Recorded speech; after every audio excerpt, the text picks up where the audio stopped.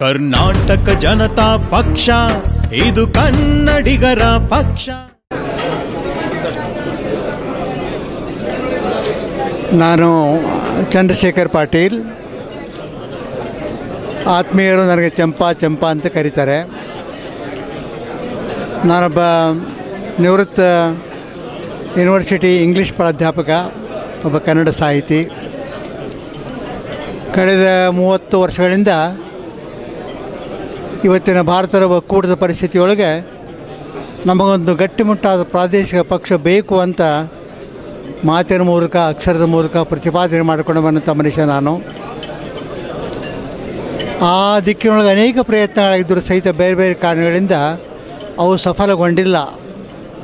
ಆದರೆ ಇವತ್ತಿನ ಈ ಕಾಲಮಾನದೊಳಗೆ ಮಾನ್ಯ ಶ್ರೀ ಯಡಿಯೂರಪ್ಪನವರು ಸಂಘ ಪರಿವಾರದ ಸಂಘವನ್ನು ತೊರೆದು ಹೊರಗೆ ಬಂದು ಧಿಕ್ಕರಿಸಿ ನಾನು ಸೆಕ್ಯುಲರ್ ಆಧಾರದ ಮೇಲೆ ಒಂದು ಪ್ರಾದೇಶಿಕ ಪಕ್ಷವನ್ನು ಮಾಡ್ತೇನೆ ಅಂತ ಬಂದಾಗ ನಮ್ಮಂಥವ್ರಿಗೆ ಒಂದು ಹಳೆಯ ಕನಸಿನ ನೆನಪಾಯಿತು.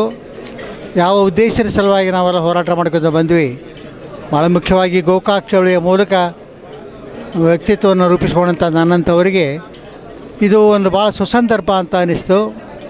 ಆಮೇಲೆ ಇವತ್ತಿನ ಒಕ್ಕೂಟದ ಪರಿಸ್ಥಿತಿಯೊಳಗೆ ಪ್ರಬಲವಾದಂಥ ರಾಜಕೀಯ ಪಕ್ಷ ಇದ್ದಾಗ ಮಾತ್ರ ನಮ್ಮ ರಾಜ್ಯದ ಸಮಸ್ಯೆಗಳಿಗೆ ಸೂಕ್ತ ಪರಿಹಾರ ಬರಲಿಕ್ಕೆ ಸಾಧ್ಯ ಅನ್ನೋದು ನನಗೆ ಮನವರಿಕೆ ಆದಂಥ ಒಂದು ವಿಷಯ.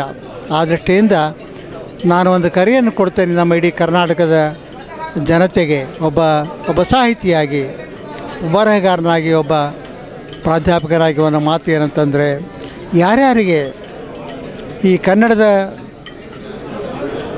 ಘನತೆಯ ಬಗ್ಗೆ, ಸ್ವಾಭಿಮಾನದ ಬಗ್ಗೆ ಗೌರವ ಐತೋ ಅವರೆಲ್ಲರೂ ಸಹಿತ ಇಂಥ ಮಹಾ ಪ್ರಯತ್ನದೊಳಗೆ ತಮ್ಮ ಕೈಯನ್ನು ಜೋಡಿಸಬೇಕು. ಕರ್ನಾಟಕ ಜನತಾ ಪಕ್ಷಕ್ಕೆ ನಿಮ್ಮ ಮತಕ್ಷೇತ್ರದೊಳಗೆ ಯಾರಿದಾರ, ಅಲ್ಲಿ ಯಾರು ಅಭ್ಯರ್ಥಿಗಳಿದಾರ, ಅವ್ರಿಗೆ ನೀವೇ ಹೋಗಿ ಪರಿಚಯ ಮಾಡಿಕೊಂಡು ಅವರ ಸಲುವಾಗಿ ದುಡಿದು ಒಟ್ಟಿನ ಮೇಲೆ ನಾವು ಮುಟ್ಟಬೇಕಂತ ಒಂದು ಗುರಿ ಏನಪ್ಪ ಅಂತಂದರೆ, ಈ ವಿಧಾನಸಭಾ ಚುನಾವಣೆಯ ನಂತರ ಕರ್ನಾಟಕ ಜನತಾ ಪಕ್ಷ ಕರ್ನಾಟಕದ ರಾಜಕೀಯವನ್ನು ನಿಯಂತ್ರಿಸಬಹುದಾದಂಥ ಒಂದು ನಿರ್ಣಾಯಕ ಸ್ಥಾನವನ್ನು ಪಡಿಬೇಕು ಅನ್ನೋದು.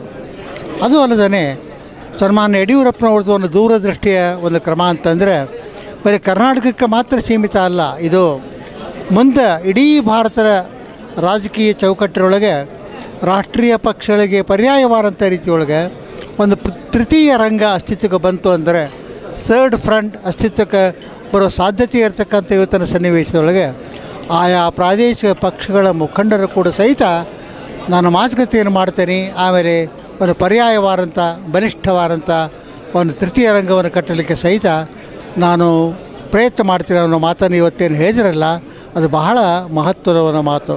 ಆ ದೃಷ್ಟಿಯಿಂದ ಕನ್ನಡಿಗರ ಸ್ವಾಭಿಮಾನ, ಕನ್ನಡಿಗರ ಘನತೆ ಇದು ಉಳಿಯೋದ್ರ ಜೊತೆಗೆ ಭಾರತದ ಸಂವಿಧಾನದ ಮೌಲ್ಯಗಳನ್ನು, ಅದು ಸಾಮಾಜಿಕ ನ್ಯಾಯ ಇರ್ಬೋದು, ಧರ್ಮನಿರಪೇಕ್ಷತೆ, ಸೆಕ್ಯುಲರಿಸಮ್ ಇರ್ಬೋದು, ಈ ಮೌಲ್ಯಗಳಿಗೆ ಬದ್ಧವಾದಂಥ ರೀತಿಯೊಳಗೆ ರಾಷ್ಟ್ರೀಯ ಭಾವೈಕ್ಯತೆಗೆ ಪೂರಕವಾಗತಕ್ಕಂಥ ರೀತಿಯೊಳಗೆ ನಮ್ಮ ಕರ್ನಾಟಕದ ಜನತೆ ಒಂದು ಕನ್ನಡ ನಾಡನ್ನು ಕಟ್ಟಬೇಕು, ಕನ್ನಡ ಪಕ್ಷವನ್ನು ಕಟ್ಟಬೇಕು ಅನ್ನೋ ಒಂದು ಮಹತ್ವಾಕಾಂಕ್ಷೆ ಯಡಿಯೂರಪ್ಪನವ್ರಿಗೆ ಇರೋದರಿಂದ ನಾವೆಲ್ಲ ಅವರ ಜೊತೆಗೆ ಹೆಜ್ಜೆಯ ಜೊತೆಗೆ ಹೆಜ್ಜೆಯನ್ನು ಹಾಕೋಣ, ಕೈಗೆ ಕೈಯನ್ನು ಕೂಡಿಸೋಣ, ಒಂದು ಬಲಾಢ್ಯ ಪಕ್ಷವನ್ನು ಕಟ್ಟಿ ಚುನಾವಣೆಯಲ್ಲಿ ವಿಜಯವನ್ನು ಸಾಧಿಸೋಣ ಅಂತ ನನ್ನ ಒಂದು ಕಳಕಳಿಯ ವಿನಂತಿ.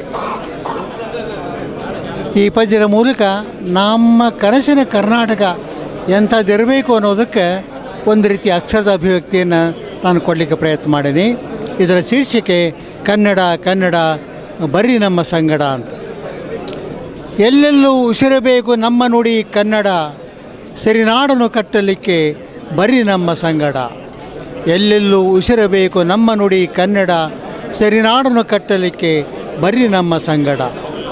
ಕೈಯ ತುಂಬ ಕೆಲಸ ಬೇಕು ಹೊಟ್ಟೆಗನ್ನ, ಕೈಯ ತುಂಬ ಕೆಲಸ ಬೇಕು ಹೊಟ್ಟೆಗನ್ನ, ಅಕ್ಷರಗಳ ಕನ್ನ ಕೊರೆದು ಬರಲಿ ಅರಿವು ಚಿನ್ನ, ಅಕ್ಷರಗಳ ಕನ್ನ ಕೊರೆದು ಬರಲಿ ಅರಿವು ಚಿನ್ನ.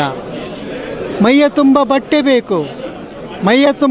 ಬೇಕು ನೆತ್ತಿಗೊಂದು ಆಸರ, ಮೈಯ ತುಂಬ ಬಟ್ಟೆ ಬೇಕು ನೆತ್ತಿಗೊಂದು ಆಸರ, ಭೂಮಿ ತುಂಬ ಬಿತ್ತಬೇಕು ತನ್ನ ಬೆಳಕು ನೇಸರ, ಭೂಮಿ ತುಂಬ ಬಿತ್ತಬೇಕು ತನ್ನ ಬೆಳಕು ನೇಸರ. ತಲೆಯ ತುಂಬ ಬೆಂಕಿ ತುಂಬಿ ಮಿಂಚಬೇಕು ಕಂಗಳು. ತಲೆಯ ತುಂಬ ಬೆಂಕಿ ತುಂಬಿ ಮಿಂಚಬೇಕು ಕಂಗಳು. ಎದೆಯ ತುಂಬಿ ತುಳುಕಬೇಕು ಪ್ರೀತಿಯ ಬೆಳುದಿಂಗಳು. ಎದೆಯ ತುಂಬಿ ತುಳುಕಬೇಕು ಪ್ರೀತಿಯ ಬೆಳುದಿಂಗಳು. ಇಂಥ ನಾಡು ಕಟ್ಟಬೇಕು, ಇಂಥ ನಾಡು ಕಟ್ಟಬೇಕು, ಬರ್ರಿ ನಮ್ಮ ಸಂಗಡ.